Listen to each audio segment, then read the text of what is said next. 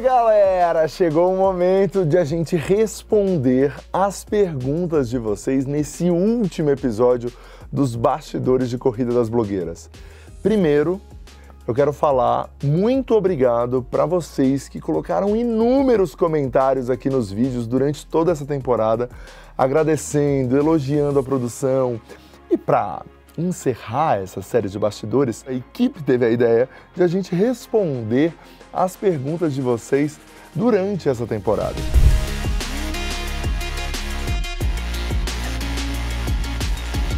Então vamos começar com o Vini Aguiar. Ele pergunta como separar o favorito da pessoa que realmente foi melhor, o nosso favorito, né? A pessoa que a gente mais tem carinho. O negócio é que durante as gravações, todo mundo acaba tentando ficar o mais isento possível dos participantes. Os meninos, a gente se afasta de fato de vocês durante todo esse momento de gravação, então eu tô sendo muito sincero com vocês que a gente vai estar afastado para que a gente consiga manter esse profissionalismo durante toda a gravação. Isso é muito importante pra gente. Então a gente não conversa, a gente não se envolve, a gente só assiste, vê as provas e na hora o julgamento acontece ali com os jurados, com os meninos, acontece uma grande análise do negócio pensando no trabalho que a pessoa entregou e não na história dela na competição. E daí a gente tem que ser justo com o que a pessoa fez na prova, né? Então é a prova que está sendo julgada. Vamos lá, a próxima. Eles podem assistir TV nos quartos? Sim, eles podem. Nessa temporada eles podem, na 4, na 3 não tinha TV nos quartos. Mas uma coisa que não tem nas TVs é a internet, então eles têm acesso só à televisão mesmo. Tá sendo de boa porque você tem uma televisão. Porque no meu não tinha. Não tinha? Não tinha. Eu não conseguia saber das informações. Não, a única informação que eu tenho aqui é o Law & Order, né? É sobre investigações criminais nos Estados Unidos, porque de resto não consigo saber de nada, né? Quem faz a coroa de cola quente do vencedor? Quem entrega a coroa de cola quente do vencedor é a equipe de cenografia da Dia. Eles têm toda uma pesquisa de conceito, vão atrás de estética, referências, são várias, né? Porque o vencedor leva uma coroa e outra coroa fica aqui no acervo da Dia para que a gente possa usar ela na próxima gravação, né? Na gravação do teaser do ano que vem. Então sempre são produzidas 2 coroas e é entregue pela equipe de cenografia da Dia Studio. Uma coisa que a galera perguntou demais foi sobre a edição do Corrida das Blogueiras. Então a gente tem pergunta sobre o processo de edição, como que é e todo o material bruto gravado. Se eu não me engano são 40 teras e a gente tem 40 teras de material gravado durante as 2 semanas. Então é muito material, gente. O material já vai sendo ingestado, né? Já vai fazendo log do material durante toda a gravação. E daí a gente já vai vendo o que está acontecendo, o que precisa consertar de luz, de câmera, isso, aquilo. Então é muita coisa. Os bastidores do lounge, o lounge ele é gravado praticamente à parte, assim, então a gente termina ali a execução da prova do flop, enquanto os apresentadores, né, os meninos e os jurados estão deliberando o vencedor do flop, eles vão gravar o lounge, e daí depois do lounge eles voltam para a gente poder gravar esse encerramento. Quantos editores de vídeo tem na equipe? No total, são 7 pessoas cuidando de toda a edição do Corrida das Blogueiras. Então tem um coordenador de edição que coordena toda a equipe, tem 4 editores e 2 assistentes. Então hoje são 7 pessoas para editar todos os conteúdos do Corrida das Blogueiras. Também a gente pode ver que ao longo das temporadas, né, foi crescendo muito a quantidade de material sobre Corrida das Blogueiras. Então assim, por isso naturalmente que essa equipe não para de crescer. Porque vocês, a gente sabe, né? Tanto que vocês falam, podia ter 2 horas, podia ter 3 horas. Gente, vai editar isso como, galera? Agora um pouco das dúvidas sobre participantes. Vamos lá. Os participantes podem se despedir depois que são eliminados? Sim, acontece um papinho super legal. Eu converso com eles, os meninos, as juradas, então todo mundo consegue ter um papo com eles logo depois que eles são eliminados. Não é sobre vencer, a vitória é uma consequência. E eu tô te falando isso muito como participante mesmo, sabe? É um papo assim que eu gostaria muito de ter tido essa consciência na época. E esse nervosismo que você tá passando, Eu passei por todos os dias. Ai, obrigada a vocês são incríveis, de verdade. Quer até comer alguma coisa pra parar um pouco o choro.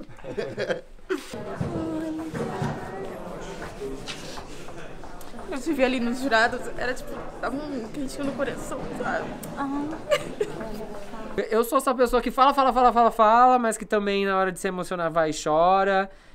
E sim, tem uma preocupação de sempre estar aparecendo muito maravilhosa, e muito perfeita, e muito impecável, porque eu acho que esse foi o seu maior calcanhar de Aquiles. E os participantes, depois que eles são eliminados, eles não falam entre si. Porque o que acontece? Assim que a gente termina de gravar o lounge, todos os participantes do lounge já vão pro hotel. Ficam os 2 que estão participando da prova do flop. Dos 2 que estão participando da prova do flop, um deles continua na competição, então volta, né, depois de carro pro hotel, e o outro fica aqui, que é o eliminado, para poder conversar com a gente, gravar uma entrevista, se despedir da gente. Então essa separação ela acontece também, e isso acontece para que a gente possa gravar no outro dia a chegada da pessoa que voltou e tenha aquela cena, né, no QG ali da surpresa das pessoas. Então eles também não têm relação nenhuma assim que são eliminados. A Melaine e a Mi querem muito saber sobre os bastidores da treta entre os jurados em uma das deliberações. Ela pergunta aqui os bastidores dos jurados, como eles avaliavam a prova, e teve um episódio que rolou até um barraco. Ela queria muito ter visto. E a Melaine, ela pergunta que queria ter visto a deliberação do episódio de make artística. Gente, olha, foi difícil. Foi difícil porque é isso. Nem todo mundo chega, né, com a mesma opinião ali na hora. A gente precisa chegar num denominador comum e daí todo mundo tem que escutar todo mundo, chegar, ao mesmo tempo tá todo mundo também colocando a sua opinião ali, né, na hora que vai falar, mas é só uma decisão. Então, por mais que todo mundo possa falar na deliberação ali na bancada o que acha sobre qual foi a melhor, qual foi a pior, ou, né, ou quem foi mediano, no final tem uma decisão que ser tomada, então precisa chegar num nome.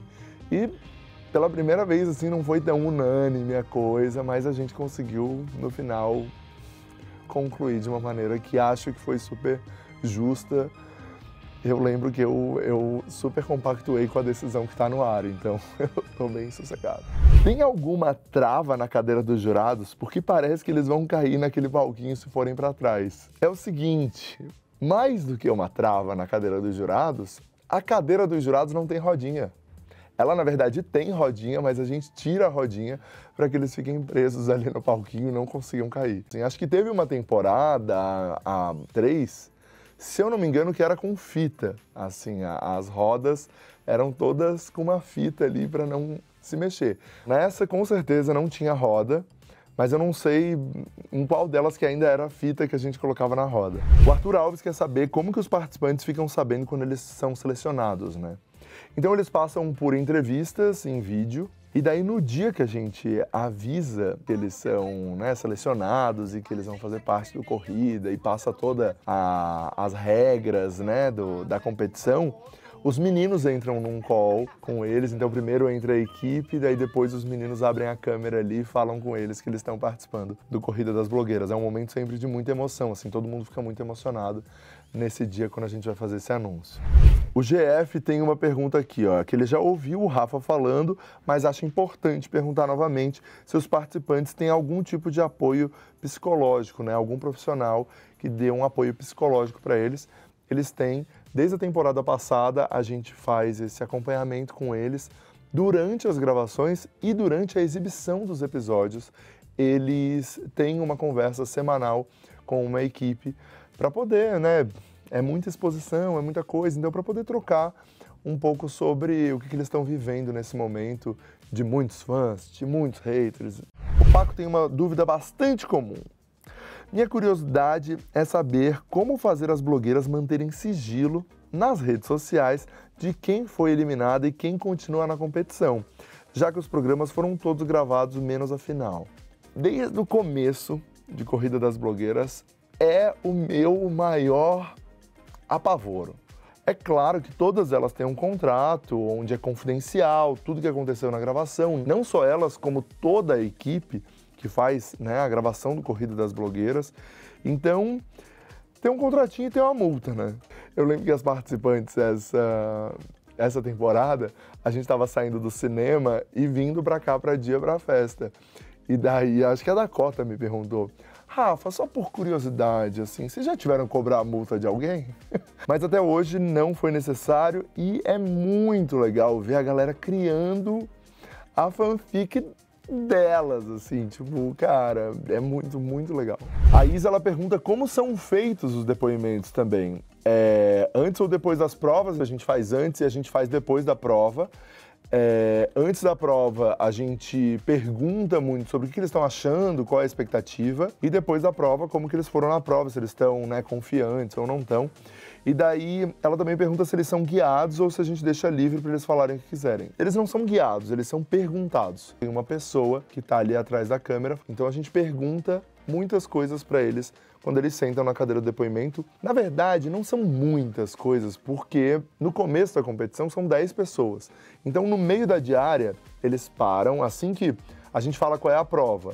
Então, eles param os 10, vêm para a sala de depoimentos, grava todos eles o seu depoimento separado, depois eles saem, voltam para gravar, fazem a prova, saem da prova, depoimentos, como são 9, 8, ou enfim, não dá para fazer tantas perguntas e ficar tentando tirar tantas coisas ali. Então a gente repete a pergunta para todo mundo, até para que a gente possa montar a narrativa com todo mundo respondendo a mesma coisa, se todo mundo tá com a expectativa alta para a prova, se tá com medo, se tá seguro.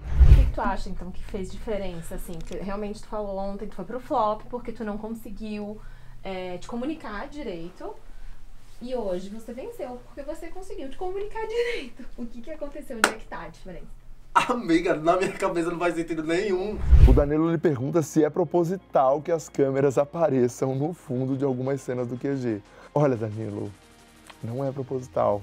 Era uma coisa que eu não queria que aparecesse. Só que assim, o QG tá espalhado de câmeras, a gente optou em não colocar elas atrás de espelhos e tal, então acaba aparecendo, assim, né? Mas é porque tem todos os ângulos do QG, eles são filmados, então eles aparecem.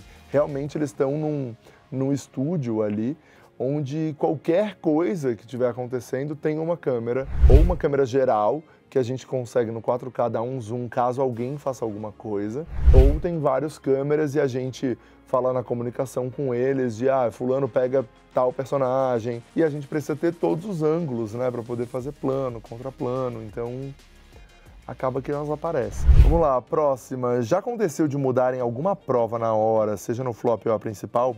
E parabéns pelo trabalho de todos. Obrigado. Então, nunca a gente mudou uma prova, assim, em cima da hora. Primeiro que tem toda uma produção que é feita, né, para aquela prova acontecer. Então, se é uma prova de maquiagem, isso, aquilo, todo aquele material foi produzido. E a gente tem um número de itens para o número de participantes. Aquilo tá dentro da narrativa da temporada inteira. Então a gente sabe que vai ter uma prova de cola quente nesse momento da temporada. A gente sabe que vai ter uma prova de publi nesse momento da temporada. Aqui vai ter uma prova de podcast, que é uma novidade. Mas seria legal se um grupo tivesse mais pessoas que o outro. Então é legal fazer aqui para que seja, né, nesse momento e tenha essa divisão. Tudo isso não tem muito como a gente mudar na hora, porque senão a gente meio que estraga o que a gente está construindo e o que está produzido também, né? Então, quando é uma prova de marca também, está combinado com a marca o dia que sai a prova, então não tem como a gente alterar isso no meio da gravação. Quando a gente começa a gravar, a gente já sabe todas as provas da temporada e quando elas acontecem a cada episódio. A Carolina tem uma dúvida sobre o confinamento. Eu queria saber se eles podem fazer alguma ligação para a família e queria saber como que eles saem do hotel para que ninguém veja que eles estão ali. Então, isso também, o hotel também tem um contrato de sigilo, né, durante a gravação. Eles podem fazer uma ligação no final de semana, porque a gente passa 2 semanas gravando, então no final de semana quem chega até o final, até a metade ali, que nessa temporada foi quando a gente visitou eles no hotel, eu e a Lid, que é um dos episódios aqui da série de bastidores.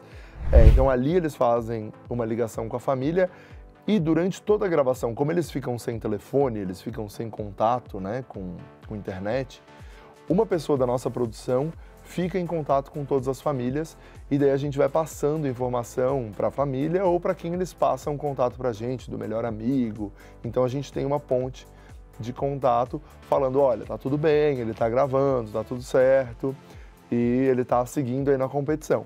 Assim que a pessoa é eliminada, ela recebe o telefone dela e daí ela entra em contato com a família dela. A Tamires, ela pergunta uma coisa sobre look, né? Que todo mundo tem muita curiosidade, me perguntam muito isso aqui. Se a gente fala para elas que vai ter um episódio de Natal, que vai ter um episódio de um patrocinador com a cor azul, alguma coisa assim. A gente avisa. A gente, assim que eles entram no reality, a gente fala as datas de gravação, a gente fala quantos episódios vão acontecer e a gente fala, vai ter um episódio especial disso, vai ter um episódio daquilo, traga um look extra para essa prova. A gente, na verdade, não fala a prova, a gente fala o que a gente precisa, para que eles todos tenham uma unidade também dentro do QG. Tem patrocinador que a cor dele é azul. Então a gente tem 2 looks azuis. Você pensou nisso também, então? Então tem um look azul, tem 2 looks azuis. Tem patrocinador que é vermelho, então tem um look vermelho e tem 2 looks vermelhos. Muita gente perguntou, então eu não vou falar o nome de ninguém, porque foram várias perguntas perguntando como que acontecem as gravações em duração, assim, né? Quantos dias? A 3ª temporada e a 4ª temporada foram gravadas da seguinte maneira. São 2 semanas de gravação, cada diária é um episódio, exceto o primeiro episódio, que a gente usa 2 diárias para gravar um episódio só, porque tem a história da logística deles chegarem sem se verem, então só se conhecerem dentro do QG. Isso acaba, né, levando mais tempo do que o normal, porque eles não conseguem ver todos, né, numa van para poder chegar dentro do QG, então a gente tem que vir com eles separados. E também tem um momento de apresentação deles aqui na sala de depoimentos, onde eles falam muito sobre quem eles são e tal. Então acaba que esse primeiro episódio leva mais tempo, então a gente grava ele em 2 diárias. Os outros episódios todos a gente grava em 1 dia, desde o momento que eles chegam, descobrem a pessoa que voltou do flop, os meninos entram no QG, explicam a prova, eles fazem a prova, durante a prova entra alguém dentro do QG, termina a prova, julgamento, do julgamento, prova do flop, julgamento da prova do flop. Antes do julgamento ali tem a gravação do lounge, elimina e tudo isso numa diária só.